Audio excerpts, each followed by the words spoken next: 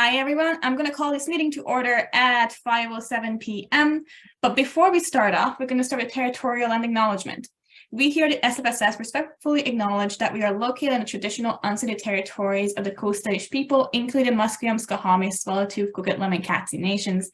Unceded means that the territories have never been handed over, sold, or given up by these nations, and we are currently situated on occupied territories. If you want to learn what territories you're residing on currently, based on where you are calling in from, feel free to use nativeland.ca to learn more about that.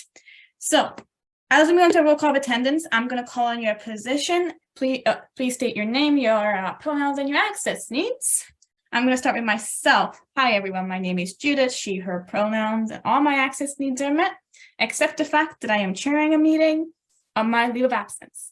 So I'm going to go over to ex officio, who's not here, VP Finance and Services. Hi everyone, my name is Abby, he, him pronouns, all my access needs are met. Thank you. Cool. Mathematics counselor. Hi everyone, my name is Ben, pronouns he, him, his, all my access needs are met. Awesome. Psychology counselor. Hi, my name's Mark. Wait, hang on. Is it still? Yes, it's fine. Hi, my name's Mark Giles, pronouns he, him. All my access needs have been met. Awesome. Thank you, Mark. And then we have the Society and Arts and Social Sciences counselor. Hi, my name is Hillary, she, her. All my access needs are met, except that Mark and I are in the same room. So we're gonna deal with some microphone issues if we actually turn it on at the same time. So RIP to your ears in advance. Awesome, noted. So for society staff, it's late, so they're not here today. I'm gonna go to our guests if they want to do a quick intro. If not, we can move on. I'll go. Hi everyone. Okay, I'm really excited to be here. My name is Nikki. I am the Vice President, University and Academic Affairs. I have lots of things, lots of questions, and I'm really hoping for clarity because a lack of clarity really hurts. So she, her pronouns, access needs, lots of them can't really be discussed here because I don't think it's going to do anything. Thank you. Cool, noted. Nice and ominous, Nikki. Okay, cool. If nobody else wants to, it's completely okay. We can just move on. Okay, cool. So I'm going to move on to item number 4 on the agenda, which is the consent agenda. Motion reads, be it resolved to adopt the consent agenda by unanimous consent. In the consent agenda, we have motion 4.1.1, which is matters arising from the minutes, and it's the old governance minutes. So I am going to go seek unanimous consent on this. If you wish to dissent, please raise your hand or indicate in the chat so I can call on you to record your vote. Seeing no dissent, that is carried unanimously. We can now move on to item number 5, which is the adoption of the agenda. Motion reads, be it resolved to adopt the agenda as presented. Can I get a mover?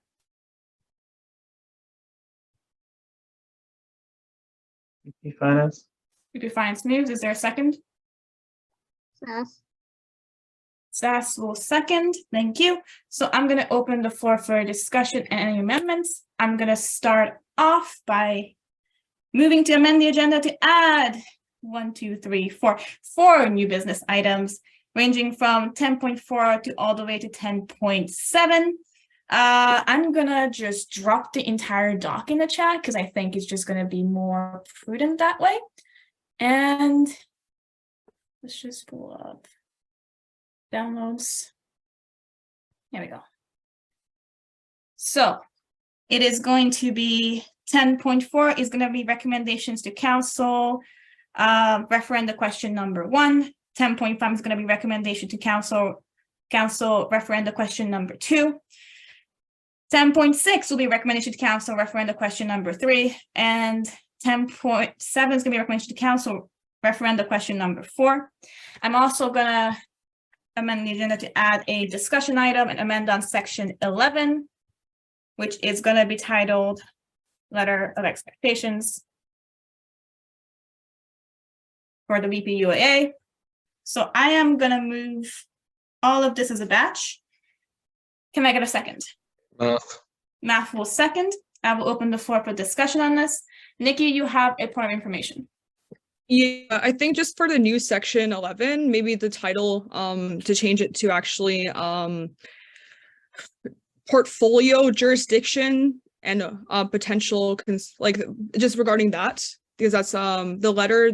I think the thing that I'm talking about is I guess did you want me to talk about the letter of expectations, or did you want me to talk about the letter that I sent regarding UAA?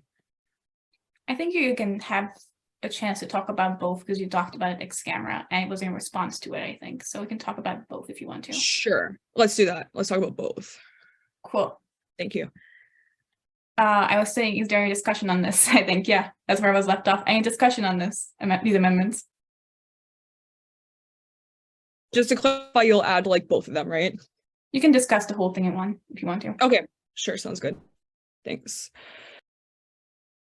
Okay, I'm seeing none, so I'm going to move this to a vote. I will seek unanimous consent. If you wish to dissent, please raise your hand or indicate in chat, and I will call on you to record your vote.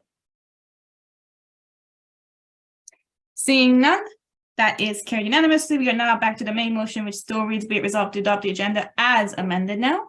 So I see there is a list in the chat. Ben, go ahead. Sorry. I'm going to move to amend the agenda to include 2 new business items. The first of which is going to be titled Approval of Amendments to R7 of Council Policies. I'll paste it in the chat. And it has the one attachment, a briefing note that I wrote. And then the second one is going to be approval of amendments to SO 3.1 of council policies, and then has this briefing note and this thingy as well as attachments. Okay. So those are going to be now 10.8 and 10.9. Is that cool? All right. Okay. So Ben has moved those amendments. I am going to second. I will open the floor for discussion on this. Okay, I'm seeing none. So I'm going to take it to a vote. I will now seek unanimous consent. If you wish to dissent, please raise your hand or indicate in the chat so I can call you to record your vote.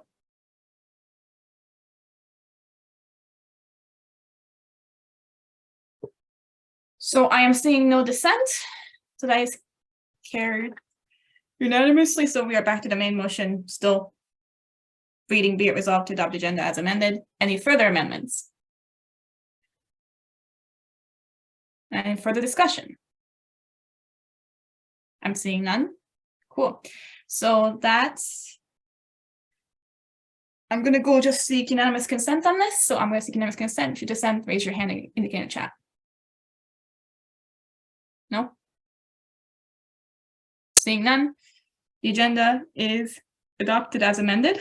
So we can move on to new business and hopefully we can run through these because we spent months on them. So at this point, I'm hoping if there was feedback, it was already given and received. So 10.1, CCP terms of reference approval based on council referral. So submitted by myself, motion would be resolved that governance committee approves and recommends to council to adopt CCBC terms of reference safeguards. Whereas council has tasked governance committee on July 6, 2022 to make amendments to CCBC's terms of reference. Whereas these changes have long been completed by the committee, but have been stalled, waiting for external feedback that is to this date have not been received or communicated to the governance committee. Whereas these amendments are 5 months outstanding. Whereas there's no SO4 and establishing CCBC at SO4 will reduce issues with renumbering, be it resolved that council adopts the revised CCBC terms of reference as attached. The attachment should be available to everyone who received the agenda today. So I'm going to move this. Can I get a second? Math. Math will second. I will open the floor for discussion on this. I'm going to start with myself real fast. So a couple things. As some of you may remember, we were tasked by council to do this. Accordingly, we actually had an emergency governance meeting literally called to make sure it's done and completed. And it was like all the way back in July. And then obviously the feedback we wished to get on it, we never got. And at this point, we might as well just pass it and see what happens. I think it's quite frankly a massive liability that we have this outstanding and hasn't been done yet, especially because of council referral. So I honestly don't think this is appropriate to be outstanding any longer. So I'm highly recommending the committee just approves this and we can just pass it at the next council meeting under suspension of PM 1.2, because at this point it's ridiculous. And we only made the changes that council wanted us to make, and also just cleaned up numbering because the numbering was messed up. As some of you may or may not know, we don't actually want SO4. We have SO3, 3.1, and then we have SO5, which is governance. We never actually have an SO4, and I think that's so stupid. So we are just shoving in CCBC as SO4, so we don't have to do the renumbering for ad hoc committees and all that. But yeah, okay, I rambled on long enough. Ben, you have the floor. I was gonna say I agree, especially given that this has been an outstanding council referral for a number of months now, that we should move forward on this. Cool. Any more thoughts on this?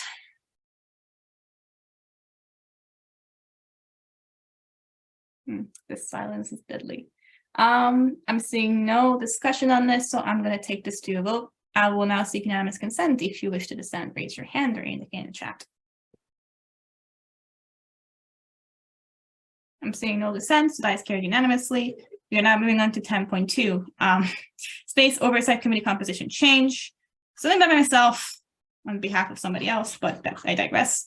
Motion would be resolved, the Governance Committee approves and recommends the Council to adopt Space Oversight Committee composition change, whereas concerns were raised regarding the composition of Space Oversight Committee by numerous members regarding the applicability of portfolios on the committee, whereas the committee has been unable to meet for the majority of the year as the president did not call the committee, which led to the chair of the committee being elected 5 months into the year.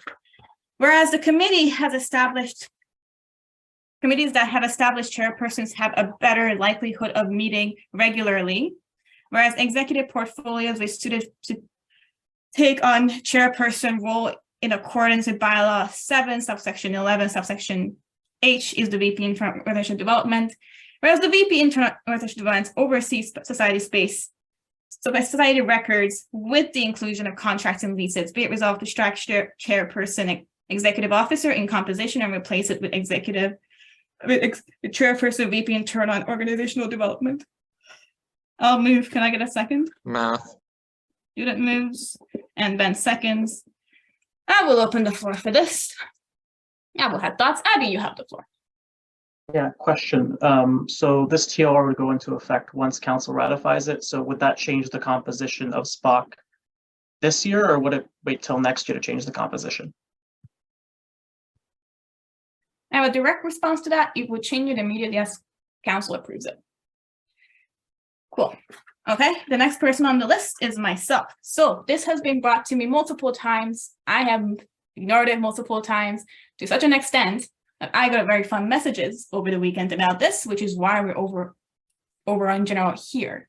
So as some of you may or may not know, I sat on SPOC and then I resigned because a certain member of SPOC said that if that out of spite to me, they would not call the committee.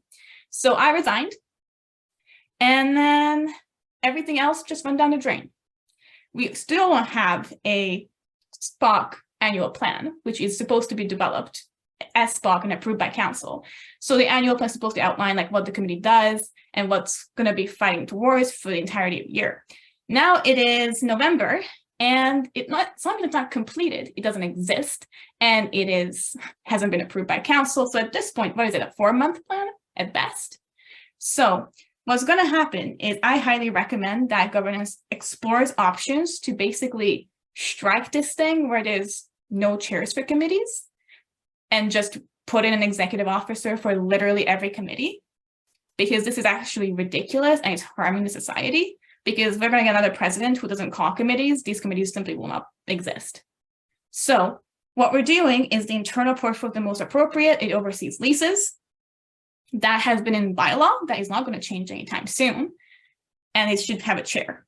So yeah, we're going to do that, hopefully, and get SPOC a chair. So the next council does not have to rely on the president to call the first meeting to get a chair.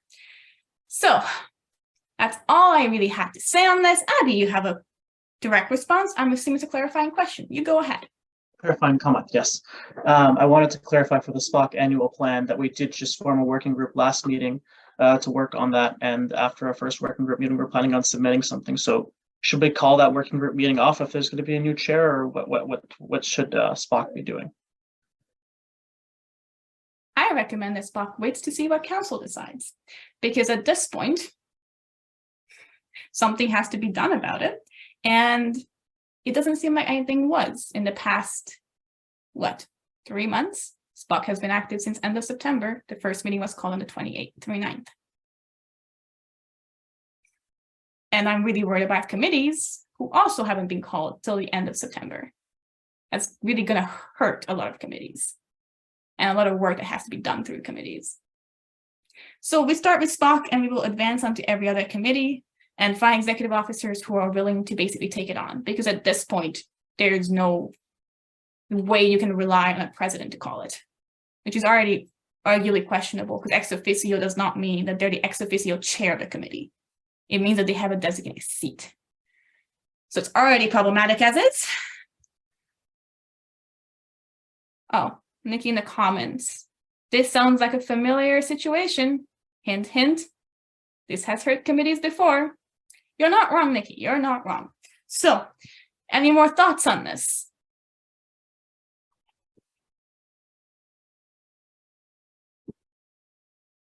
I'm not seeing any. Cool. Love the silence. So I am gonna take this to a vote. I will seek unanimous consent. Okay, Nikki, you have a question? Yeah, has SPOC met this year? Because I can't find any meeting minutes on it about it on the website at all. Abby has a direct response, but I do too. I can confirm that they have met. I'm assuming the minutes haven't been approved yet. Abby, you have the floor. Yeah, I think we've had at least 2 sets of minutes approved, if not more. Let me check through my email. It seems they just haven't been put on the website, so I can talk to Ilham about that. But we've met 3 or 4 times, and we've approved at least 2 sets of minutes. Cool. I'll have a question for Abby, actually. Did you have council approve it? Because usually you need to add it to the council agenda, have it approved, and then it gets added to the website. Because the minutes usually get added by Samaya, not by Ilham. Abby, you have the floor. Yeah, that's my mistake. I didn't submit them to council then. I will make sure to do it for the next meeting. Yeah, they need to be approved by council. Okay. Nikki, do you have any other questions? Nope. Anybody else any other questions? Cool. All right, so I will move it to vote. I will seek unanimous consent. If you wish to dissent, raise your hand to indicate in chat. Seeing none. Ayes carried unanimously. We are now moving on to 10.3, which is members' treatment protocol updates and approval. Submitted by myself. Motion reads, be it resolved, the governance committee approves and recommends to council to adopt MSGP 7 members treatment protocol, whereas the SFSS has outdated members treatment and complaints policies, whereas governance committee has prepared a more holistic and updated copy of these policies, whereas it is key that the SFSS respects due process and confidentiality, whereas this policy amendment has been stalled for 4 months, waiting for external feedback that has to this date have not been received or communicated to governance committee. Be it resolved that council adopts MSGP 7 member services protocol treatment protocol as attached. So I'm going to move. Can I get a second?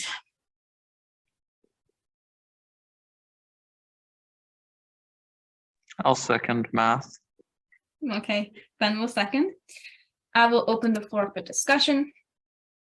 I will go first. So some of you may remember in the summer me angrily holding up a complaints policy that we had that still references the CEO that we have not had for many years. So yeah, remember how we drafted a new one? Remember how we sent it up for feedback? Remember how we never got the feedback? So at this point, I recommend that we just adopt it because again, it's an operational liability if we don't have it in place. This policy update comes with a couple lovely changes. One of them is that the privacy officer is involved in the process. So to make sure everything is above board and we're following PIPA. The other part of it is it has escalatory steps. So it could be handled by a coordinator and then later on exec and then later on by council. So it actually allows for escalation and appeals if it has to be, which previously we didn't really have. And it just makes sure that people are being respectful and honest throughout the process. And I think that's probably the best we can go about it, ensuring that we are supporting the membership, but we're supporting our staff as well, or supporting whoever is being complained against. So, yeah. And I'm struggling into MSGP because I didn't know where to put it. As some of you may remember, it's from like the old board policies before council policies existed, and I didn't know where to put it. So we are putting in MSGP, which is member services and groups policies. So it makes the most sense. Okay. Does anybody have any questions, thoughts?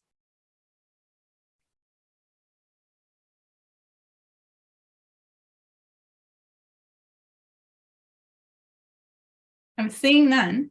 So I'm going to move this to a vote. I will seek unanimous consent. If you wish to dissent, please raise your hand or indicate in chat. Seeing no dissent, but that is also carried unanimously. Cool. So now we're going to move on to the long motions. So I'm going to start with 10.4. Title is Recommendation to Council, referendum question number 1, submitted by myself. And it reads, be it resolved that Governance Committee approves and recommends to Council the following motions to be added to the spring 2023 referenda. Motion title would be grammar errors, typography errors, and reference corrections in bylaw. Oh my God, this is going to be a long one. It's going to be a fun one. Whereas there have been numerous changes to bylaw passed at the October 26, 2020 and October 27, 2021 AGMs, whereas minor typographical errors, grammar errors, and errors in bylaw referencing have been found throughout the review of the bylaws. So the Society approves the following changes to its bylaws. Amend bylaw 2, subsection 8 to read associate members in good standing if they have paid the society fees and any society fines and penalties. Amend bylaw 4, subsection 3, subsection D by replacing Vice President Finances with Vice President Finance and Services. Amend bylaw 4, subsection 4 by replacing bylaw 4, subsection 1, A through F with bylaw 4, subsection 3, A through F. Amend bylaw 6, 11A by replacing the council with council. Amend bylaw 7, subsection 2 by replacing the council with council. Amend bylaw 7.4 by replacing the council with council. Amend bylaw 7, subsection 12, subsection H with and 7, subsection 12O by striking all occurrences of the phrase the council and replacing it with council.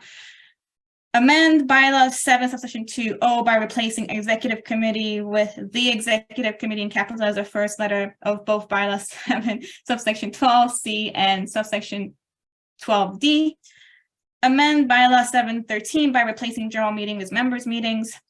Amend bylaw 7, subsection 13F by replacing the council with council. Amend bylaw 7, subsection 13G by replacing constituency group with constituency groups with capital G.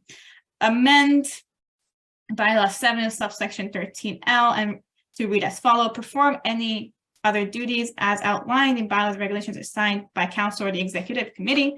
Amend bylaw 7, subsection 14D, E, G, I, L, R by replacing all occurrences of the council with council. Amend bylaw 7, subsection 14R by replacing executive committee with executive committee spelled correctly. Amend bylaw 7, subsection 15A by replacing the council with council. Amend bylaw 7.15J by replacing vice president academic and university affairs with vice president university and academic affairs. Amend bylaw 7.15K by replacing the council or executive committee with council or the executive committee.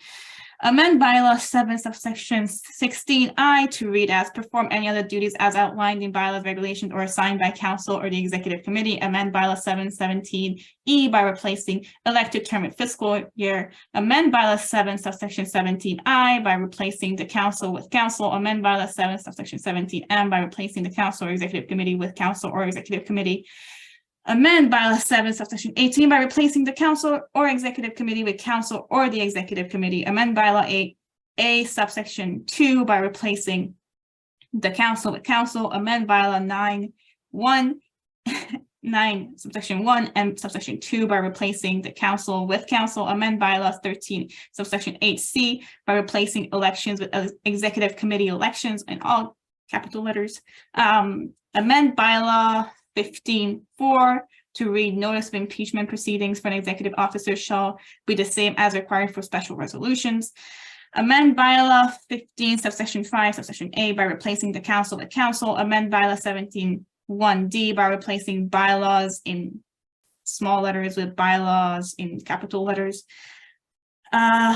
Amend bylaw 17.1 subsection D subsection 2 by replacing all occurrences of the general meeting with members meeting. Amend bylaw 18.1 by replacing the council with council. Okay, so finally reached the end of it. I'm going to move these. Can I get a second? Math. Math will second. I will open the floor for discussion. Ben, you go ahead. I mean, it's clear these motions are, this motion especially is just extremely controversial. But I am glad to see that we're bringing this back as a referenda question. In all seriousness, I don't think it'll be all that controversial. Okay. Anybody else?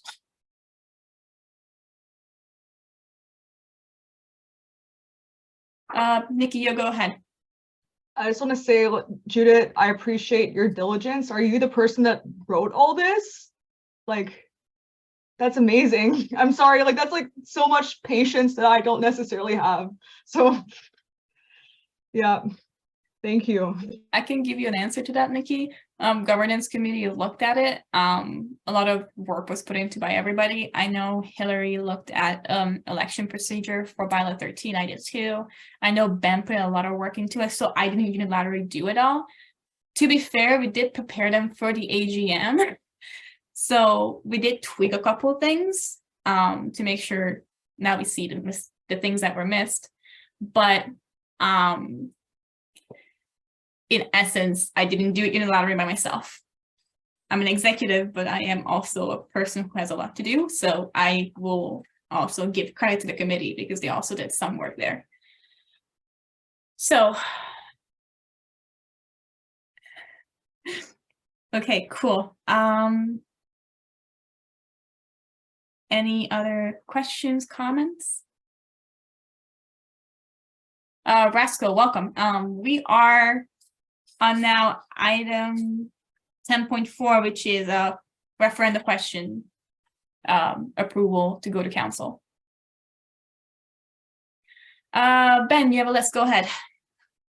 Sorry, I just have a question and maybe I'm missing something. Are we amending bylaw 7 here to add in some new sections?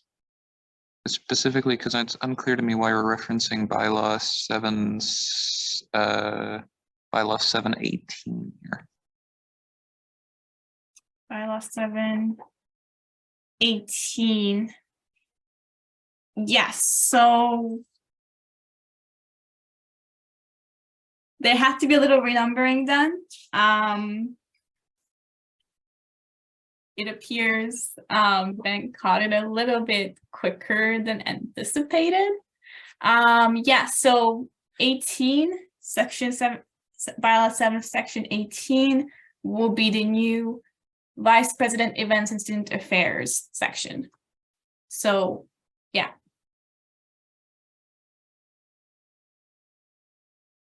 But yeah, the council and the executive committee, but not the executive committee, is plaguing the entire document. And I am happy to discuss the amendments that we're making to the next motion. Cool. Any other questions?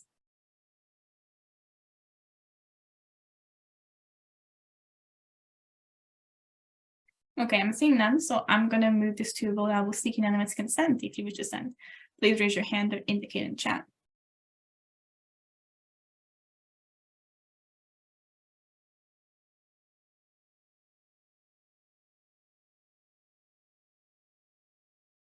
I'm seeing none, so I'm assuming that is carried unanimously. The silence is kind of killing though. So I will move on to our next item, which is 10.5, recommendation to council, referendum question 2. Be it resolved that governance committee approves and recommends to council the following motions to be added to the spring 2023 referendum. SFSS bylaw clarification, safeguards, and democratization. Whereas there have been numerous changes to bylaw passed on the October 26, 2020 and October 27, 2021 AGMs. Whereas there have been several areas found in bylaws where more clarity is needed to ensure that SFSS bylaws are able to be clearly understood, be it resolved that the society approves the following changes to SFSS bylaws. Amend bylaw 2, subsection 6 by replacing the word majority vote of council with 4/5 majority votes of council. Amend bylaw 4 by adding a new section 414 that reads members meetings shall be chaired by an external parliamentarian. Amend bylaw 620 by striking in a replacement council meeting shall be open to all members of the society subject to limitation via regulation. Amend bylaw 620A that reads members shall have full speaking rights in meetings subject to limitations via regulation. Amend bylaw 624 by adding in a new subsection 24H that reads alternates must be members in good standing of the society. Strike bylaw 7.3. Amend bylaw 7 by adding a section 6 that reads communicate with legal counsel as needed. Communication with legal counsel can at any point in the council term be delegated in accordance to council's discretion. There shall be 2 members of executive committee selected at the first council meeting to be the primary point of contact with legal counsel, which at any point in time be withdrawn or redelegated to another member of council or union excluded management with a simple majority vote. Amend bylaw 7 by adding a new section 6 that reads at least 1 at the maximum of 2 executive officers shall act as staff liaison officers as SLO as selected by council. At any point in time, council may elect to replace SLO with a simple majority vote and renumber accordingly. Amend bylaw 7 by adding a new section 7 that reads at least 1 at the maximum. Oops. Yeah, oh, sorry, fucked up, never mind. Amend council to, selected by council, at any point in time, council may elect to replace SLOs with simple majority vote and renumber accordingly. Amend bylaw 7 by adding a new section 8 that reads ensure compliance with and enforce of all collective agreements, employment contracts, and staff relation policies and renumber accordingly. Amend bylaw 7 subsection 12E by striking it and replacing it with consult with membership on the development of strategic plan as required. Amend bylaw 7 subsection 12J by striking it and replacing it with prepare and host at least 2 town halls of the SFSS membership every fiscal year. Amend bylaw 7 subsection 2 by striking subsection L and M and renumber accordingly. Amend bylaw 7 subsection 2A to read have the power to convene a meeting of the executive committee or a council meeting at any time as long as the president is the chair of council. Amend bylaw 7 subsection 13E to read ensure that all the occurrences of ongoing training and development of members of the executive committee and council, including but not limited to regularly scheduled development sessions and council orientation. Amend bylaw 7 subsection 13 subsection 1 to amend to read support and assist the duties of the president's office as required. Amend bylaw 9 to add a new section 9 subsection 6 that reads notwithstanding bylaw 16.8, no referendum concerning a student union levy shall be deemed valid or binding on the society unless the minimum of 5% of the membership in good standing of society are part of the student union have cast a ballot. Amend bylaw 13.3 that reads members may not concurrently hold an office as a voting member of the executive committee as members of a student union or constituency group's executive. Amend bylaw 13.3 by adding a new subsection A that reads notwithstanding bylaw 13.3, voting members of the executive committee who were appointed by council shall not be subject to this requirement. Amend bylaw 13.7 to read, independent electoral commission shall consist of at least one chief commissioner who acts as chair and no less than 4 other commissioners. Amend bylaw 13.7 subsection A to read, no current member of or candidate for council and a student union executive or a constituent group executive may serve as a member of the independent electoral commission. Amend bylaw 13.7 subsection C to read, all members of independent electoral commission shall be elected by 2/3 majority of council by the end of the summer semester. Amend bylaw 13.7 to add a new subsection 13.7E that reads, membership and composition of the IEC shall be subject to limitation via regulation. Amend bylaw 13.7 by adding a new subsection 7 F that reads, no members of the IEC may campaign for or on behalf of candidates or if slates are permitted by regulation.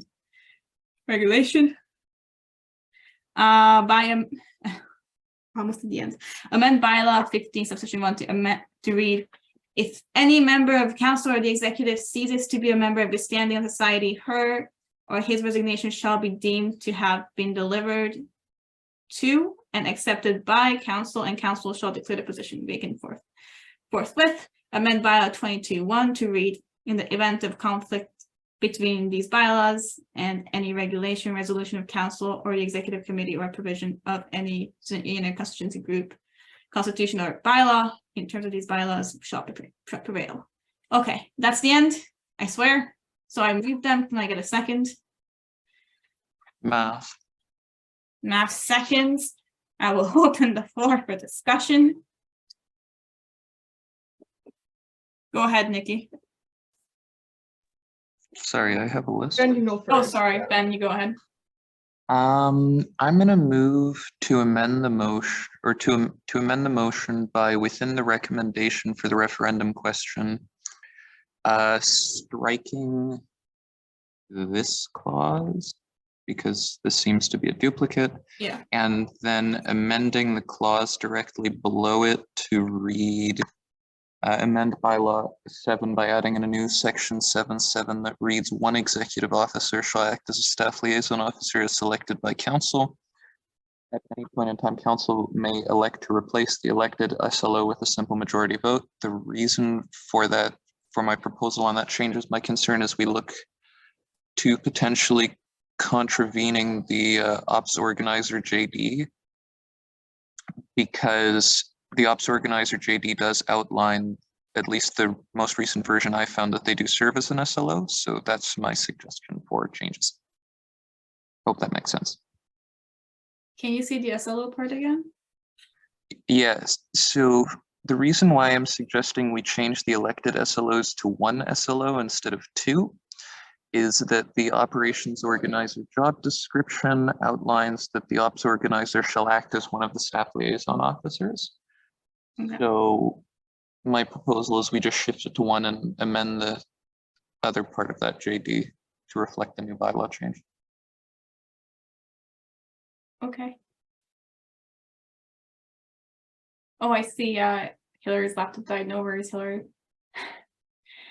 Okay, so Ben is going to move to amend to strike one of the clauses that duplicated. This, yeah, okay, and then I love the contribution, folks, but please stop direct messaging me on here because I will lose the speakers list. So he moved those amendments. I will second those amendments. Thoughts on the amendments? Can I have the motion pasted in the chat so I don't see it in the agenda? It was amended on, it should be under, yeah, thanks. Oh, Ben. perfect. I Thank can't you. paste it into the chat, it's too long. Yeah, too long. Okay, thank you. It's exactly 2.5 pages long. Yeah. I'll list after like the amendments are passed. Okay. Any other discussion on the proposed amendment that Ben made?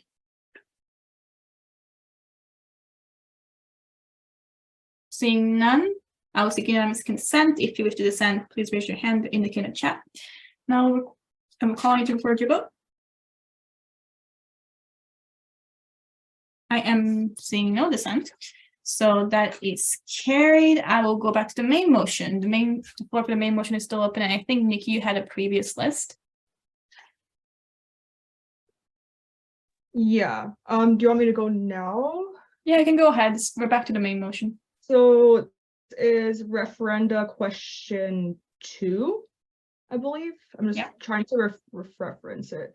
Okay, I'm looking for the SLO part. Okay, I have some questions. I guess also the IEC part, I'll start with that. So I want to like quote what you actually said. So in terms of like, I'll just say it from memory because I can't find it right now. But in terms of the IEC aspect, like I believe Ben has clarified it in the chat, but that part of like the IEC members not campaigning on the behalf of people who are running, that has been already in our bylaws, right?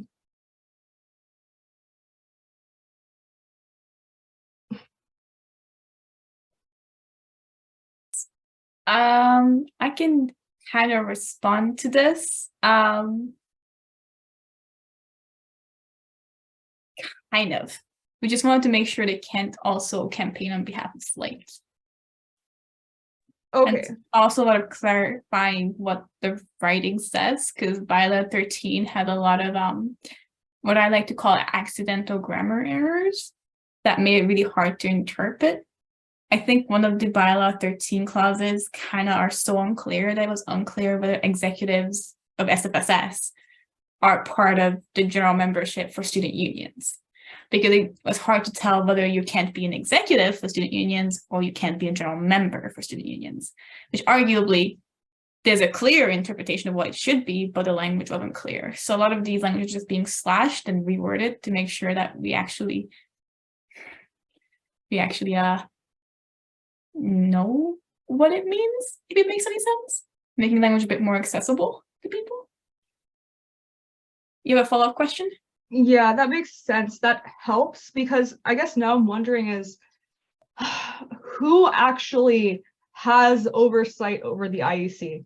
That's my question, because we have seen situations where things have been broken multiple times, and since it's not clear, and actually is pretty clear to the contrary, that execs are not really supposed to interfere with the IEC, how does the IEC actually be held accountable? Because I'm just going to say it here. There have been 2 clear instances, which I have proof of, where IEC members have campaigned on the behalf of somebody that was running, and those people have won.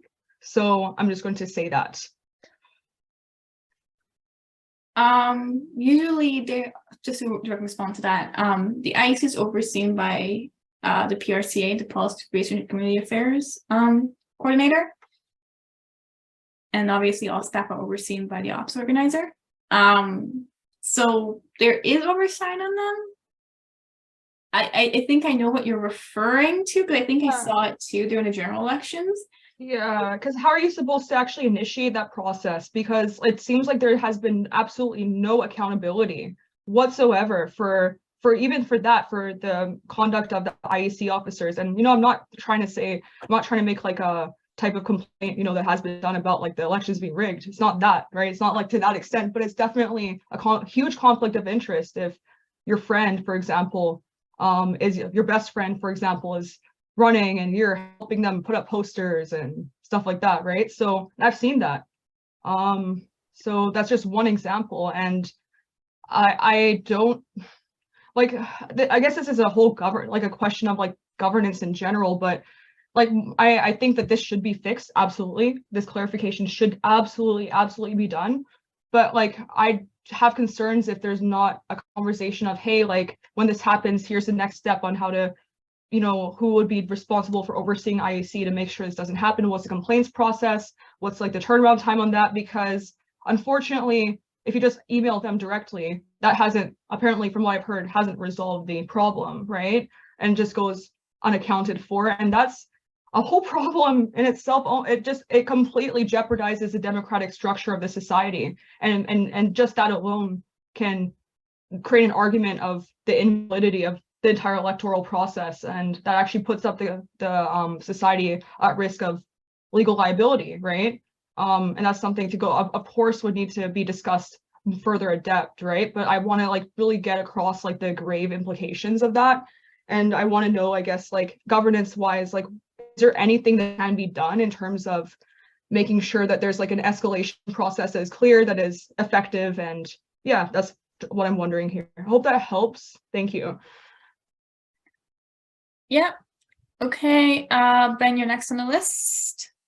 Reporting structure of IEC is outlined under IEC 5. I forgot if we amended IEC 5 in our big batch of ERPP amendments, but under the old version, I think it was that the Administrative Services Department liaison can submit some sort of report to council for the recommendation of the dismissal of the chief commissioner. So I think that's one way the IEC could technically be held to account, albeit that I'm just reciting that from memory. So please go check IEC 5 and make sure I'm right.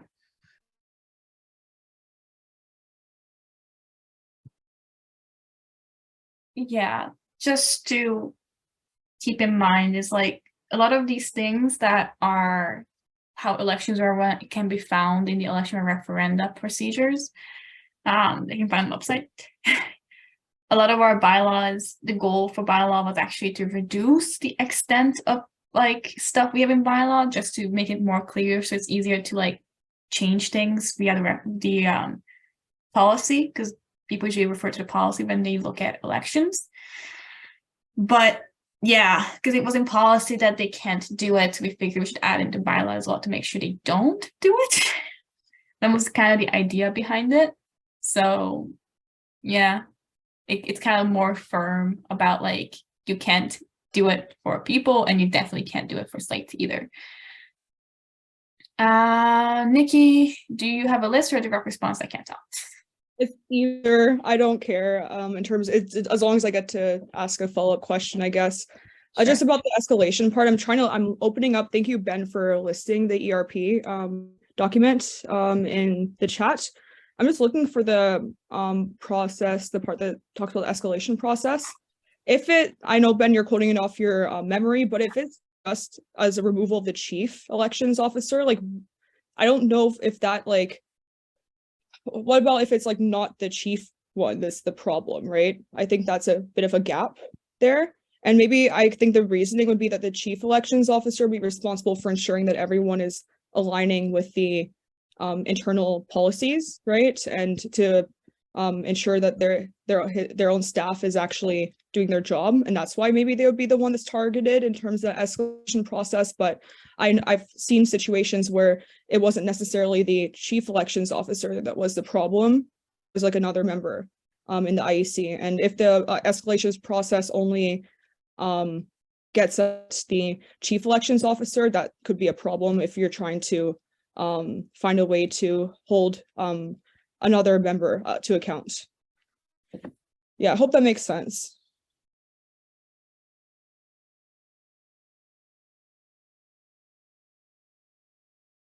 Yeah, So I just want to say, like, I don't know what you can do about it now, but I just want to get it on for the record because I think it's important to talk about. Okay, cool. Sounds good, Nikki. So I'm gonna list myself here really quickly just to talk about other stuff that is being changed here. Now I'm just being people picked up on, which is kind of sad. So what we're going to be doing is, this has been something that we struggled with for the past 6 months, if not longer. We want to make sure we can delegate legal liaison to management if required. So we're allowing for that. And then we are also allowing to be voted by council. If you don't think it should go to manager, it should go to an exec, fine. No, you think it should go to oversight, should go to oversight, fine.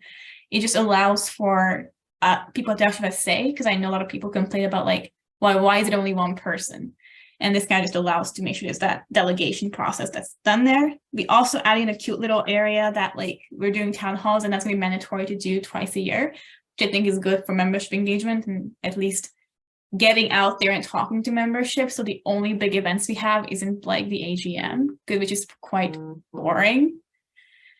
So yeah, we are just trying to do all those things and hopefully people will support it. Obviously, we are also amending it in that the president, sorry, my brain just like poofed for a second. But the president has more like a student-centric portfolio versus an administrative portfolio. So yeah, SLO can be now anybody, as according to our collective agreement, it just has to be at least one executive officer. So yeah, and I think this is just what the final stage of what people starting 2020 looks like, because I do know that their goal was to like make it more student-centric and like more power in students' hands, and I think this is a better way of doing it, going about it. Comment in the chat makes me uncomfy. So yeah, basically nothing crazy. We're just basically allowing for it to be a more open thing so it doesn't just fall on one person. But yeah, any other thoughts on this? But that's why the renumbering is done, is because we're moving some of the things into the general executive portfolio. Cool. I am seeing nothing other than a comment in the chat. If there's no further discussion on this, I am moving this to a vote. So I will seek unanimous consent. If you wish to dissent, please raise your hand or indicate in chat. I'm seeing none. So that is carried as amended. Thank you for catching that, Ben. And I think on the recording will be very obvious the minute when I realized like, oof, I messed up. So 10.6, which is shorter now, thank God. Recommendation to council, referendum question number 3. Be it resolved that governance committee approves and recommends to council the following motions to be added to the spring 2023 referenda. Council voting, whereas the process for voting, especially if votes are needed to be conducted via roll call vote due to their contention is inefficient compared to electronic voting. Be it resolved the society approves the following changes to SFSS bylaws. Amend bylaw 6. Subsection 23 by adding a new subsection 23A that reads, notwithstanding council and its committees may select to use electronic voting means as long as.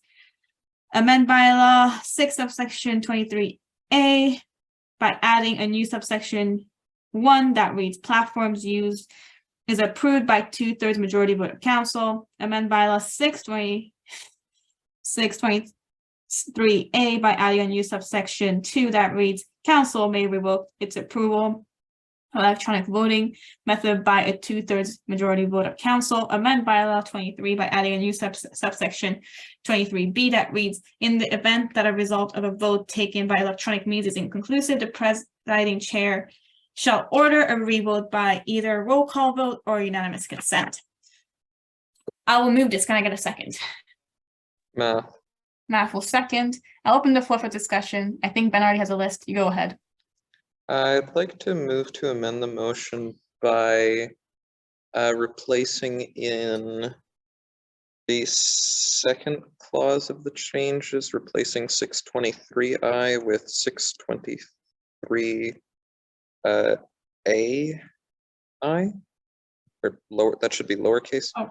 And then in the second, and then in the third clause of the change is replacing 623(2) with 623A2. Okay. Cool. Ben has moved those amendments. I will second. I'll open the floor for discussion.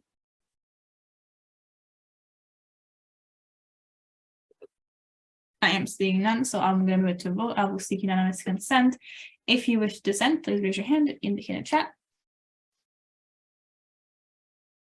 I'm seeing none, so that is carried. We are back to the main motion. Any comments, thoughts on the main motion? Ben, you go ahead. This should be common sense for people, like voting via roll call on committee elections and recording that is honestly one of the most annoying things to do at council. I hope council and the membership will just see this as common sense. Please approve e-voting. Thanks. I can already tell the begging has begun even before the campaigning period starts. I have a list myself, so I agree it is common sense. And I'm hoping that we actually get quorum for the referendum for this to pass, because I don't want another year where we have to do the cute little counting in the chat to committee election things, because that's going to take forever. So I have high hopes.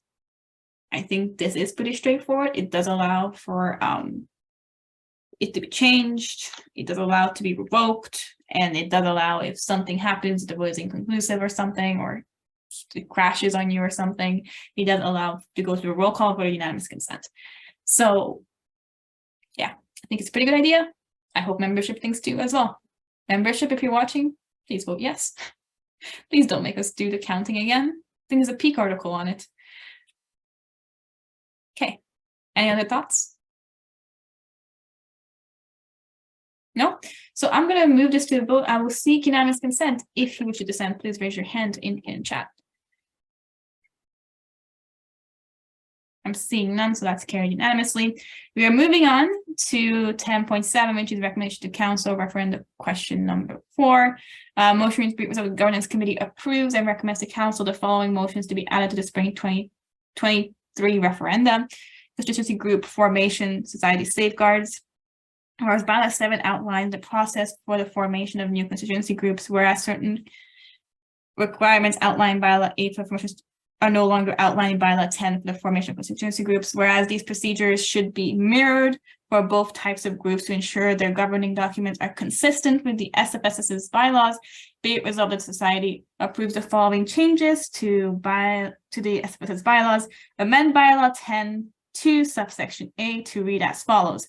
Has a written constitution and bylaws that 1. Have been approved by a majority of its members at a general meeting of the constituency group. 2. Have been approved by council and are consistent with the constitutions and bylaws of the society, which is subsection 3. I will move it. Can I get a second? Math. Oh, okay, Ben will second. Ben, you have the floor. I see you already listed. Yeah, this requirement is already in bylaw 8 for student unions. It makes sense that we mirror the requirement for constituency groups. Yeah, I agree there. And honestly, I think the fact that it's not, I think that was a choice on this. And I think that's very problematic in the sense that you're basically saying that student unions are below the SFSS and has to answer to the SFSS. And if you go against it, whatever you're doing is null and void. But if you're a constituency group, you don't have to, which I think is very problematic, because at that point, are we saying that they're above other groups, which I think is not appropriate, because ultimately it's a liability concern if they supersede our operational realm. So yeah, I'm hoping to have this standardized so everybody's on like relatively equal footing regarding as to how your governing documents can look like and what can they do with it. But yeah, Nikki, you have a list? Okay, so this actually touches on one of my main things I want to bring up today, one of my main concerns, something I just learned about that's horrifying. Okay, so, but one thing is that I think I was going to ask first, before I just put down my list, whether you think there's a reason, Judith, for this actually being the case, like why the constituency group formation has been written the way it has been. And from what I understand, some conversations that I've had is that the memorandum of understanding, I believe that's what it is, correct me if it's not, actually makes the internal policies and constitution of all the constituency groups supersede the SFSS bylaws and policies, and that's how they are currently operating. And that's why certain problems, I guess, are happening, because there's a lack of clarity there. That's one problem. I think that, and another problem I did want to bring up here too, because this is a governance issue, and I will talk about it in my discussion item, is that did you know the collective agreement supersedes everything in the SFSS? So the staff rights supersede the student rights, which is a problem, a big problem, okay? And I'll explain that later in my discussion item. However, I think one of my questions here is, do you think you'll get pushback? Probably, but can this be done for the collective agreement issue as well? Thank you. Okay, let's just take that one at a time. Yes, constituency groups have memorandum of understandings with us. They also have letters of agreement. Their letters of agreement as far as it goes, they don't supersede our bylaws, but because of the wording of it, it wasn't the best. So it's kind of unclear. They do supersede any motion or I think regulation passed by executive or council, which yes, they do supersede that. But yeah, that's one. Two, for the collective agreement, it's a completely different thing. Yes, it does supersede our bylaws. That's been how it's been. And I don't think you can change that. Maybe a bargaining, maybe in like a couple years down the road. But I know usually that doesn't really go that way, especially because staff of the SFSS also have working rights under BC and federal legislation. So it's only understood. To answer your question, how is it a student society? We're still serving students. It's just the reality of it is we still are employers and we still have to abide by regulation established by the government to ensure that our workers are kept safe and they have a safe working environment to come into. So there's no way to ensure that like one day a executive doesn't come in and does something very weird to our bylaws, and then that will impact staff. So the idea behind it is to make sure that there is that kind of like continuity, at least for staff rights and how that works and how their jobs are affected by it, which is kind of a good thing if you think about it, because it ensures that even if something horrible happens to our bylaws, like somebody decides like, I don't know, let's delete the, I don't even know, something insane it. Well, staff can still do their thing if it impacts them because their collective agreement supersedes it. So it does allow that cushioning for the society to ensure their main operations are still intact.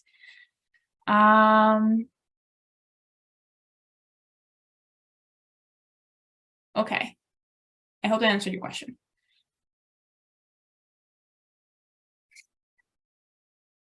Hey, any other comments on this?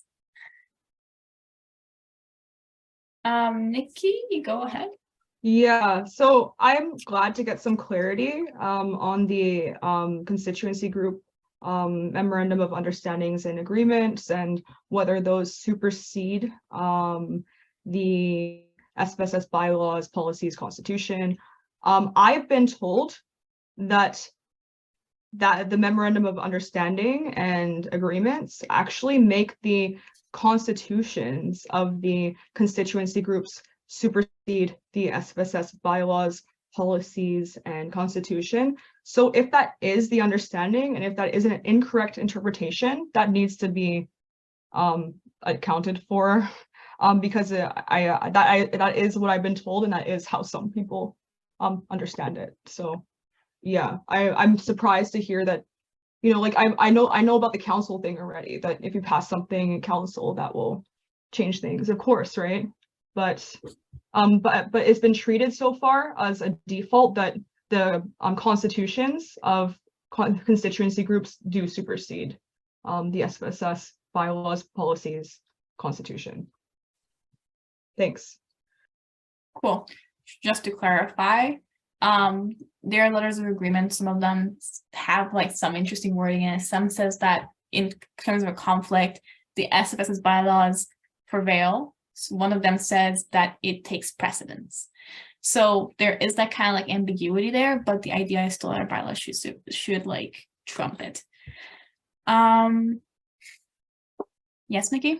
Yeah, sorry for all the questions. I just want to ask too, I guess like on and this isn't to challenge you, Judith, it's just so I can reference something if this comes up in conversation.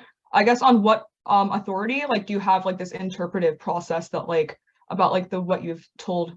Is it like written anywhere in like federal or provincial law in terms of what supersedes what?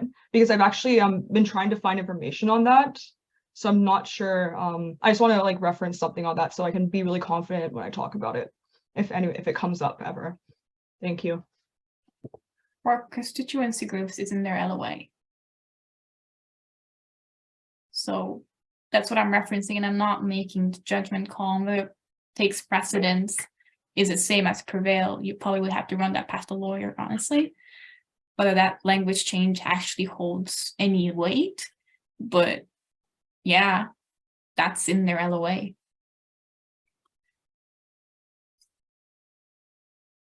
Any cases of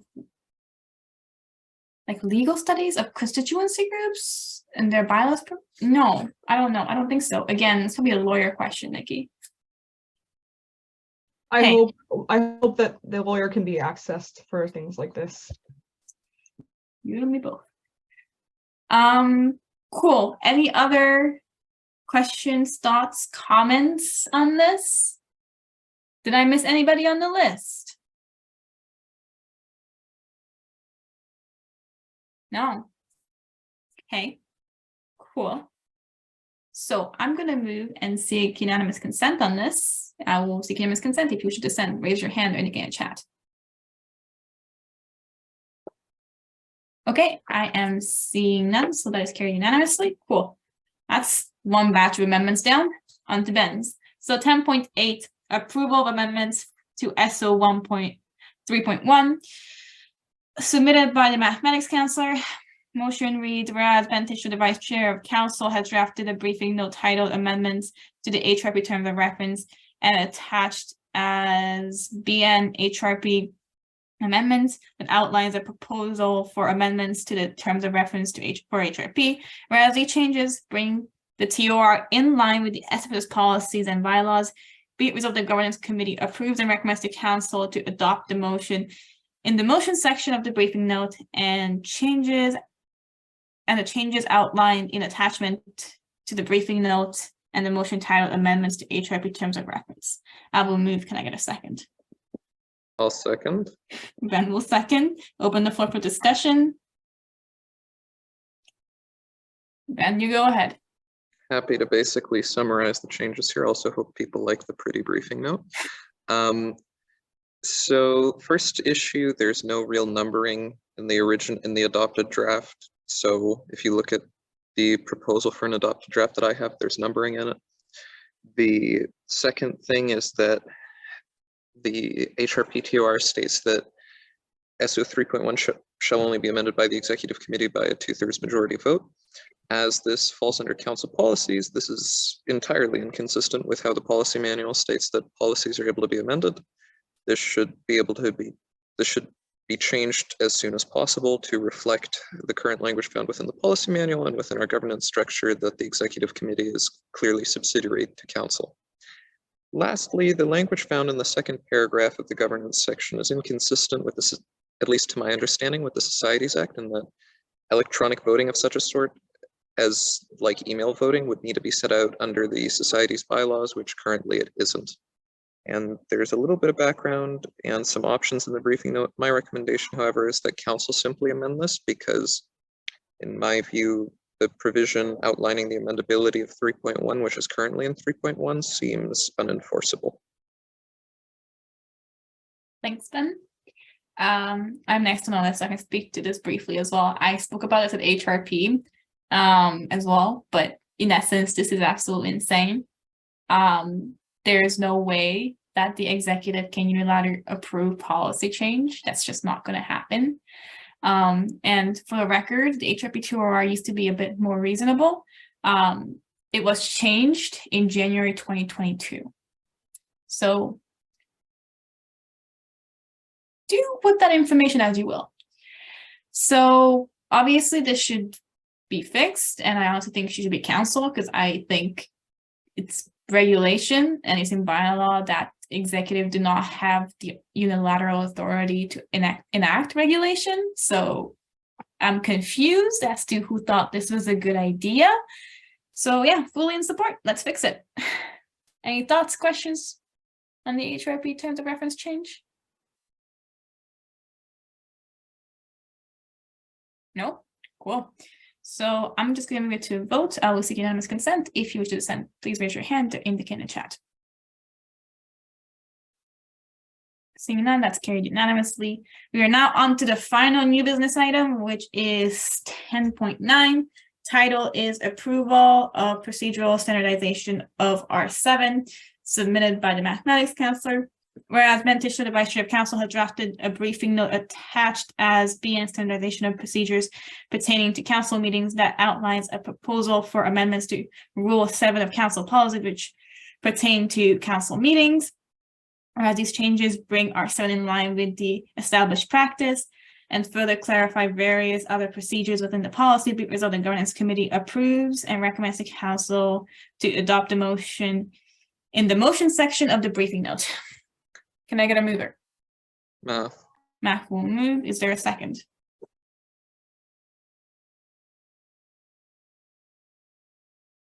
Okay, the silence is killing me. I will second. I will open the floor for discussion. Ben, you go ahead. Just drop the briefing note in the chat. I don't know, I was feeling like making pretty briefing notes, so these were done up in Canva for this meeting. But to summarize the briefing note, basically, one of the big issues that I wanted to address with these policy changes is that there's been a bit of inconsistency in when the council call for agenda items is sent out, and surrounding that, I wanted to sort of enact that into policy to ensure that there's a clear set out process for when that needs to be done, so that, you know, one, that it's consistently done, and two, that upcoming executives can use R7 as some guidance for what to do. Also, there are a few practices and customs which are adopted as long-standing customs really in council that aren't solidified really in council policies or bylaw. These practices include the positioning of the adoption of the agenda section on the council agenda, the handling of agenda submissions for regularly scheduled council meetings, the location of council meetings throughout a council term, and the way amendments after the call for agenda items deadline are handled during a meeting of council. So rather than suggest that you read the 2.5-page motion I wrote, I'll just kind of summarize. So in terms of the positioning of the adoption of the agenda, currently council policies dictates that this should be positioned in the consent agenda, albeit obviously this doesn't make much sense, seeing as people will offer amendments at pretty much every single meeting, so putting it in the consent agenda would frankly just be a waste of time because someone would object to it always. Next, the practices surrounding how the call for agenda items is sent out and who that should be sent to when submissions are made isn't really in policy. Currently, it outlines a few rules that should get it. I expanded to the chair of council, vice chair of council, VP internal, board organizer, ops organizer, admin coordinator, and admin assistant, which is what it currently is. And a few other things, just ensuring that the agenda submission method is given out no later than 2 weeks before a council meeting, putting the submission deadline into policy, and putting in also the vote thresholds for additions of agenda items. Okay, cool. Thanks so much, Ben. That is kind of an outstanding issue. So I'm going to list myself here really quickly and just speak to this. I think people will find it funny now, but at the time it was very much still not funny. Before we called the very first council meeting of this term, little did we know, when we actually tried to call one, we realized, oh, nobody told us how to call a council meeting. So I think it'd be very useful to actually have that in policy to actually aid next executives. Hopefully we'll never have this problem again thanks to the new OTP3. But in case that something happens, I want to make sure, that's actually a really good idea to make sure that like next execs know how to call their first council meeting. So I'm in support of that. I think it's good. I also think it's just going to give us some structure and ensure that like our procedures are actually cemented in policy and it's just not just something we do randomly. But yeah, sounds good. Ben, you have the floor. Yeah, a few more things I wanted to highlight. Also, just changing the name of discussion items in policy to actually be discussion items. Striking the council and replacing it with council in one section, and also ensuring that you don't have to hold council meetings at the Harbor Center and Surrey campus unless council meetings are being conducted in person. Obviously, it's not really applicable to a virtual environment to hold council meetings at the Harbor Center or Surrey campus because that's kind of impossible. Cool. Thank you. Any other thoughts, questions, comments?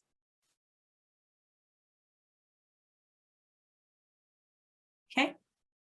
I am seeing none, so I'm going to take it to a vote. I will seek unanimous consent. If you wish to dissent, please raise your hand or indicate in chat. Okay. I am not seeing any, so that's carried unanimously. Cool. So we are wrapping up, hopefully. So we're moving on to section 11 on the agenda, which is discussion items. 11.1 is discussion item titled I remember, I swear. Letter of expectations. I submit on behalf of the UAA. Nikki, you have the floor. I will ask you though to make sure you keep it to policy specifically because governance does not oversee staff related matters. For that, you'd have to go to HRB. But you go ahead. Thanks, Judith. I understand. I may have to clarify where the distinction is between staff related matters and governance related matters. That might be just something I ask for clarification on when it comes up. All right. Let me just go here. Can I share my screen? Sure. Let me just quickly make you a co-host. Co-host. Yeah, you should be good to go. Perfect. Okay, hello everyone. Is everyone awake? Everyone here. I'm asking, is everyone awake? Thumbs up, but react into the chat. I want to see who's actually paying attention right now. Because I want to know how much effort I should put into this. Okay, Ben's thumbs up. We have 3 people, maybe. Ben, thumbs up. Mark, Sharik, Hillary. Are you guys here paying attention? Mark is here, yeah. Okay, perfect. I would really appreciate it because this is just hard to talk about. There's a reason I haven't like really went to committees to talk about my experiences because of how horrible everything has been and how horrible my experience has been, and how much I felt like excluded from everything, and I haven't felt safe to really talk about anything. So this is a big step for me, and there's a reason why this is the first time I'm actually coming to governance. And it's not because of Judith, it's just because of the whole internal conflicts that have been happening that have made it really hard to work together with other members of exec. So I really hope like that this actually, this clarity helps illustrate, I guess, what's going on and that it is heard by members that are here, because I'm really saying that this is a huge step for me to actually come here and talk about it, and it's hard to talk about. And I may get some backlash for it. I hope not. I hope I'm understood. So yeah, can I get just like thumbs up for who heard this disclaimer? I see Judith, Mark, Hillary, thank you. Hopefully Sharik will listen to it. No problem though. Okay. Can you hear me, by the way? I'm just making sure that, yeah, okay. Judith, you're muted, so perfect. Okay, awesome. Thank you. Oh, Sharik is here. Thank you guys. I really appreciate it. I just like, you know, it's just really hard for me to talk about it because like it is something that might put me up like for some sort of like risk, and like I just don't want to talk about to nobody and have nobody listen, because it's really difficult. And exec today was really hard, but it went well. So yeah, I'm going to share my screen. I'm just going to read it out, and I'll just also give an update of what actually happened at exec. This is all X camera, so you don't have to worry about that aspect of it. Okay. Can everyone, oh wait, this is the wrong, oh no, this is the right thing. Okay, can you all see my screen? Okay, perfect. I have the chat open in my other one. I see Mark, you're eating muffins. Yeah, all good. Thank you. And eating tacos. Oh my God, yes. Okay, sorry. I just want to be personal because we're all humans. We shouldn't take ourselves too seriously, especially in the whole crazy world we live in. Okay.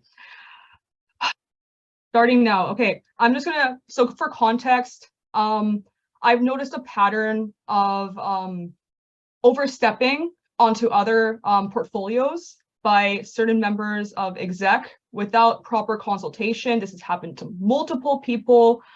And I want to know what can be done about it and what the interpretation of it is from a governance perspective. And I'll outline what happened here. And I'll say what my letter that I sent there for context, and then later on, hopefully the discussion can go to, from a governance perspective, like an analysis of why this might be wrong, where it conflicts with the bylaws, and hopefully just like clarity that, my interpretation of it is on the right track. Yeah, that's all I'm trying to get out of this. And I just also for transparency and to not feel so alone also. All right, so I'll read this. Thank you. Okay. Do you think reading is the best way? Yeah, I probably. It's a pretty banger letter. I'll say that. Okay. Dear members of the executive committee, for the purposes of clarity, I'll be outlining some concerns related to the ex-camera item, which is placed on the November 18th, 2022 executive committee agenda titled SFSS Representation for Center for Accessible Learning Committee, SFSS Representation for Dean of Education Search Committee, and SFSS and GSS seat selection for the Vice Provost and Associate Vice President Learning and Teaching Search Committee. Okay, I'm concerned that bringing forward these items directly to the executive committee is overstepping the Vice President University and Academic Affairs portfolio. Neither the Vice President University and Academic Affairs nor the University and Academic Affairs Committee were consulted on the drafting of these motions or the conversations leading up to the addition of these motions to the executive committee, I'll say agenda here. My understanding is that the sole contributors to the executive drafting process for the executive committee are the chair, Helen Sophia Pahu, and vice chair, Abhishek Parmar. Based on this understanding, both Helen and Abby have unilaterally drafted these motions and failed to consult the Vice President, University and Academic Affairs regarding the conversations leading up to these items. The Vice President, University and Academic Affairs portfolio, pursuant to the SFSS Bylaw 713, is responsible for acting as a liaison between council and the university. In addition, the VPUAA is responsible for lobbying with the university on behalf of the society. Lastly, the VPUAA's duty, as per their portfolio, is responsible for coordinating student representation on all university committees to which the society nominates or appoints. To repeat, neither the president or executive committee has consulted the Vice President, University and Academic Affairs, or the University and Academic Affairs Committee on the drafting of these motions or the conversations leading up to the addition of these motions to the executive committee. Jurisdictionally, this misstep has caused the overstepping of the portfolio of the Vice President, University and Academic Affairs, and this action is subject to review and potential disciplinary action from the Oversight Committee on Executive Officers. Given these explicit bylaw provisions, it is clear that it is under the jurisdiction of the Vice President, University and Academic Affairs portfolio to spearhead the coordination of student representation on university committees. The addition of these three items to the November 18th, 2022 Executive Committee agenda is violating SFSS Bylaw 713. Sorry, this one has a bit of a typo. My questions are as follows. Why was the Vice President, University and Academic Affairs not consulted regarding the drafting of the motions and the conversations leading up to these motions? Why did you decide to go forward with the process of coordinating student representation on university committees without consulting the VPUAA, who is actually the portfolio that's supposed to initiate and spearhead this process as a whole? What will be done to ensure that the President and Vice President Finance does not continue overstepping on the University and Academic Affairs portfolio, as well as for all other Vice President portfolios? Number 4, what will be done that these three items are following the internal bylaws of the SFSS pursuant to SFSS Bylaw 713. Lastly, I'm calling upon the President as well as the Executive Committee to indefinitely postpone these listed items and to avoid a breach of the Society's bylaws and potential risk of disciplinary action from the Oversight Committee on Executive Officers. I call upon the President and the Executive Committee to defer the provision of student representation on these university committees and to hand off this provision to the proper portfolio as per this jurisdiction outlined in the SFSS Bylaw 713 for the VPUAA portfolio to delegate. I would appreciate a timely and full response to these outlined concerns Sincerely, myself, Nikki Kerrigan, Vice President, University and Academic Affairs. Thank you, thank you. All right, we'll stop sharing this. Actually, I don't mind sharing the emails, but I will make sure to go forward with that. Yeah, thank you very much. This is, yeah, I don't know if I can hear you. Do you mind unmuting, Judith, just to make sure that my audio is correct? Yeah, we could hear perfect. you. At least I could. Oh, perfect. And I can hear you too. Perfect. Yeah. So this is something that I shared in the exec committee today, and it was successful because these 3 items were removed from the agenda. So the problem was that, and this has happened for multiple times, and you know, I want to talk about the governance related structure of this that actually would make it inappropriate, because there's been multiple circumstances and instances where Helen has been, and the problem is, I think the university they may have been misdirected, or there might be some miscommunication on who they actually should be talking to directly. And I have not received, like, Helen would go and invite herself to go to these university committees without consultation of the VPUAA. And it's actually my portfolio to coordinate who. It doesn't necessarily have to be me, but it has to go to me to delegate and coordinate who actually goes on these university committees. And also, I'm the official liaison between council and the society, and also the official liaison between the society as a whole and the university on all matters that are pursuant to student interests. So it's weird and odd that I have not been consulted in a lot of these issues. And there's actually been other circumstances where I've not even been invited or consulted or even told that there's been meetings between the university administration and myself. And that's, like, from what I understand about our bylaws, in terms of the functions and the power of the executive committee, it's my portfolio to be doing that kind of task, right? So I don't know why this has continued to happen and why this is okay, but I'm really happy that today at exec that these 3 things have been removed from the agenda. However, I've not received a full response, although I was asking for it, from Helen and Abby, since they're both responsible for drafting the executive committee agenda, since they are chair and vice chair. And they have not even told me about the conversations with the university. So I know that there must have been conversations with the university that were happening. Yeah, so I think in terms of the proper way to go forward with this kind of thing, I think this is probably, there's an OCEO perspective, but I do want to talk about the governance perspective regarding this, and why, like, I guess, like, in terms of interpretation of bylaw, I think it's 7. So I'm going to open that up right now. It's the entirety of, I guess, bylaw 7, powers, duties, and obligations of the executive committee, and how, like, who gets to interpret what, and if somebody wants to really make an argument on it, I guess, like, I think it's pretty clear, actually, that, like, there is something wrong here. I don't even think we need to even go that deep, but I don't know why this has been allowed to happen. And I'm going to put my foot down now because I actually know it's happening. I didn't even know that there were these conversations happening without me being involved in it as VPUAA, the person that's supposed to be the official liaison between the university and SFSS. So this is just, yeah, I don't know what else to say here. But yeah, I have a second topic that's, like, different from this topic. So I'll just wait for that, this topic to be exhausted before going on to the next one. I hope does anyone have any clarifying questions for me, anything that I can help with? Because I guess, like, I would like to have a conversation about the governance side of it. So yeah, thank you.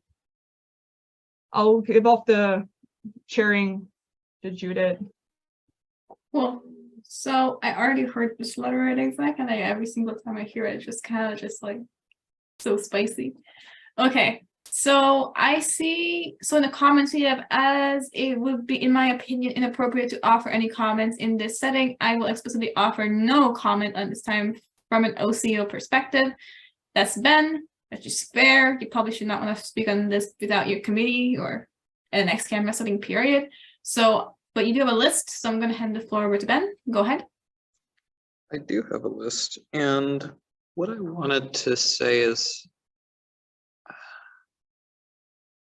I guess the one thing I would say is, I was at exec this morning as well, and at least for the portion that I had attended, I would respectfully disagree with Nikki that I think it went well.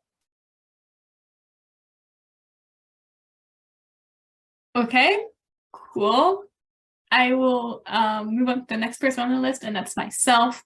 So other than the subtle shade offered there, I actually do have some things I could talk about here. So yes, Nikki, it is a bylaw infringement, arguably. I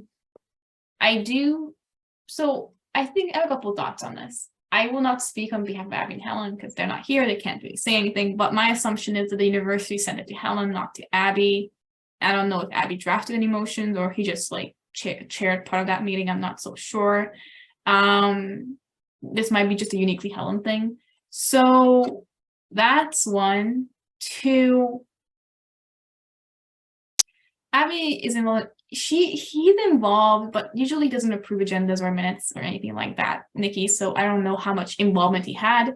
Obviously, I'm not on those like email chains, so I don't know. What I do know is like exec committee agendas are not like council agendas. Like, for example, I do know that Ben plays a massive role in making sure the council agenda actually goes out on time and minutes approval. I know it's majority time Ben. I don't think for exec is the same. So because when I was acting president, I was the one doing it, not Abby. So I don't know. So I don't know how much blame you can put on Abby on that one. And from my perspective, I think this just comes to the fact that the executive committee, and this is why I can't expect much from normal counselors, but the executive committee itself does not know much about bylaws and policies, and then we end up in situations like this. So my suggestion would be is to make sure that everything like that's like university committee related goes to Nikki. I can speak to it myself. I also had university conversations, and there are like committees that I'm part of because of Senate and other areas because of Senate. So that's a different position I'm in because I'm doing it as a senator, not an executive, which is another area where things can get very muddied up, Nikki, because you never know whether they're being approached as like, oh, you're on Scoose or you're on Scoodle. Oh no, I can't believe it's Scuttle. Scoodle. And they get approached and then it becomes a whole thing. You never know if it's that. It could be. So that's something to keep in mind. And then as for like disciplinary action, I don't know if there's anything you could take a disciplinary. I'm not oversight, and because Ben's not going to talk oversight, I'm going to attempt. Oversight investigates misconduct. I don't think putting on motion is misconduct, though it is kind of disrespectful towards your portfolio. I do agree with that. Yeah, I think it's just probably what happened in the summer was very, very messy, and people were emailing different people and became a very difficult position to be in. So I think it's partially that too. That being said, I do think it's important that we do respect that portion of your bylaws and you do oversee people being put on those committees. But yeah, I think it is a good step at least that like it was postponed indefinitely and referred to the council agenda when it's ready to go. I think that's still a good thing, but it is an issue. But I think the issue comes from the fact that our executives do not know our bylaws. I think that's the biggest issue there. But okay, I'm pretty sure Nikki, you have a direct response. You go ahead. Yeah, thanks, Judith. I really appreciate that. I think your evaluation is correct. I do think that there was an issue in terms of communication that stemmed from the beginning of the summer semester, and just I guess and there is a lot of reasons for like why everything is happening the way it is. Everything's contextual, right? I don't think that a lot of it came from initial like malice or anything like that initially. I can't speak about now. I don't know. I can't know that, right? I read people's minds. However, I do think that I did bring it to the executive committee's attention. And I did send a subsequent email that was very clear about what our bylaws actually say.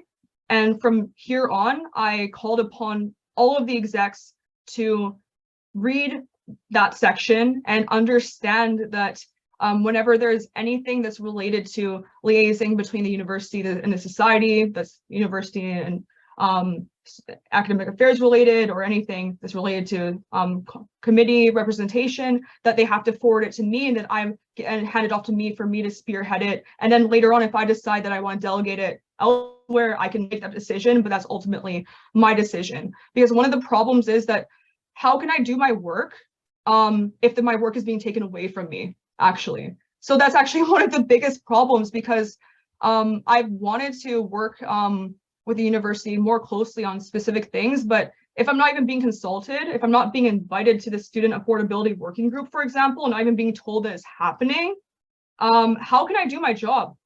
And then later on, people can say, oh, she's not doing her job. Well, I'm not even being communicated with in terms of what's actually going on with my portfolio, right? And then if I were to step into somebody else's portfolio, they would raise all hell about it, right? And that's not fair. And I hope that this changes, because I hope it's not something that is malicious, right? But if it continues, they can't say that they didn't know anymore, because I made it very clear on both email and in the exec committee, and I wrote this whole letter, right? So it better change from now on. Otherwise, like, I don't know what's going to happen. The society's if this is what's allowed to happen, I don't know what's going to happen with the society. This is a major liability to it if we can't even follow our own internal bylaws. It makes no sense. I don't it's very frustrating. And like, the thing is, I understand that, you know, I'm away, for example, for an extended period of time. Somebody else may want to take on my portfolio, and that's totally reasonable, right? I totally understand that, and I don't disagree with that. I think that's a good thing. However, that should be communicated with me on when and how it's happening. And when I'm back and when I'm able to work, I should be able to come back and take my work, right? And be able to do my role in my portfolio. And the thing is, if I'm not able to coordinate university committee representation or liaise between the university and the society, for example, what actually is my job? That's basically my job. So if somebody's taking it away from me, like, what's the point of having a VPUAA, right? And this is my problem, right? Because how can people say that I'm not doing my job when my job is being taken away from me, and I'm not even being consulted or communicated with in terms of what's actually going on, right? How can you know what to do when you don't know what's going on, right? And that's a major problem. And I do think that I can't speak on behalf of OCEO, and it's ultimately up to their decision and their interpretation, right?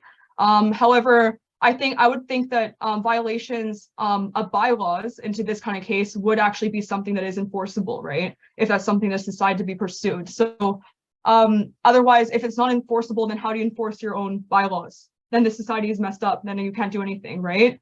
There has to be some sort of process there, right?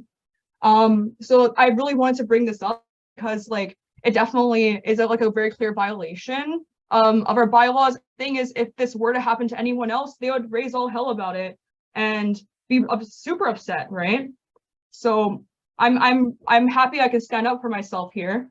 But you know, and this is something I might have to ask, you know, request Ben at another time, but I can definitely bring this up with OCEO if that's like an avenue to take, right? But I can't sit. I've taken a lot. I've sit back a lot, and I've done like, I've taken a lot of crap, right, in my whole time here, and the short end of the stick very often.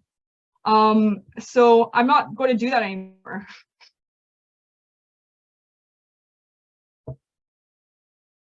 Okay. Thank you. Oh, sorry. Yeah. So, yeah, I understand where you're coming from. In an ideal situation where something like this happens, it should not require a letter. It should just be a simple email or message, be like, hey, this infringes on bylaw X, it's my portfolio, drop it. In an ideal situation, that's how it would be. I can speak to this because I think Abby also brought it up, so I think it should be brought up as well, that previous executives did the committee appointments this way. It's very possible, in my opinion, I think this is where we are different than the previous executive team. They were a very, very close exec. It's very possible that, like, they mentioned in a group chat or something, and then somebody decided to submit it on somebody else's behalf. Obviously, in an executive where that's not the case, we have things like this happening. So I think moving forward, it would be more than reasonable to have people double check to make sure you don't step on people's toes, because that's ultimately going to cause friction. But I think it does kind of speak to the larger issue as to it's uncomfortable to see why the VP UAA is somehow, oh, Nikki's gone. Oh, she just messaged me, computer crash. But my thought was just like the VP UAA portfolio and the president portfolio seems to be clashing, because if the president is a spokesperson for the society, then they would obviously be speaking to the university as well. Then what is the VP UAA supposed to do? So I think that's ultimately a bylaw issue, and I think it's questionable as to what should or should not be in the president portfolio, or whether the president portfolio is even a requirement to have. But yeah, since Nikki's gone, I don't know if anybody has any thoughts on this. In a normal situation, this would be referred to the subcommittee of governance, but there wasn't really much time because this happened today. So, so here we are. Anybody, any thoughts?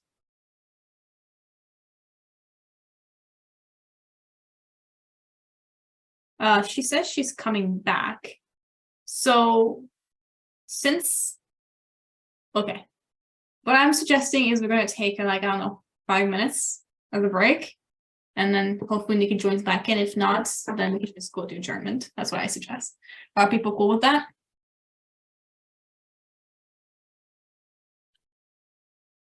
Okay, cool. All right, so I'm going to just stop recording for a sec. All right, we're back from our quick recess. Nikki's back. Computer crashed, but everything's good. Nikki, you had some final thoughts? Thank you. Yes. Very briefly, I want to say thank you, Judith, for everything. Thank you for inviting me. I hope to be invited back because I have some things that I can suggest going forward as well. But one thing really quickly, I think it would need more time, but I do want us to address how specifically or how exactly, I guess, what's the explanation for why the collective agreement would supersede the SFSS bylaws, policies, and constitution, and how does actually superseding actually work? How does it mean? Does it mean it only supersedes if two things conflict? And like, who actually has the interpretive authority there? Because there's an issue I have encountered with interpretive authority where essentially we as a society here have really no say over how violations of the collective agreement actually get interpreted. And it's just based on if enough people complain, they'll take it seriously and they don't actually ask for evidence. So that's a problem that will jeopardize the society. So I just want to say we should look into that. Thank you. I can offer some clarity here. Obviously, I can't really speak to this, nor will I, because this most likely would be HRP's territory. Though I sit on HRP, it's a different committee, different vibe. So a couple of things. It supersedes, it means that like, even if our bylaws say one thing, if the union says another, then their thing is superseding us. So we take theirs over ours. That's one. Two, who decides it? I mean, there are ways to escalate things. The union doesn't just like come for you. I want to make that very clear for especially people who watch the recording. There are different mechanisms in which these things can be brought up. One of them could be the working conditions meeting.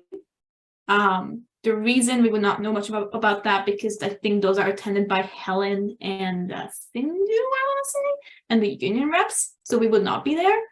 The other thing would be HRP, which is an executive subcommittee, which also deals with grievances, bargaining, and all these things that union related sometimes. So that's myself, Helen, the VP Equity, and whatever council gets elected on there. Currently, that's Ben. So ultimately, there is ways of handling issues. They usually don't take unilateral action against anybody. But that's it. Not a big deal. It's really, there are ways to escalate it. There's nothing crazy going on in the unionized staff side. They're doing a really good job, and there is an escalatory process. I think what we fail at on the society's end is communicating what that process is to people who work within it. So I think that's definitely something that could be brought up at HRP as to how we can tell execs how that process works. I think that's definitely be useful down the line.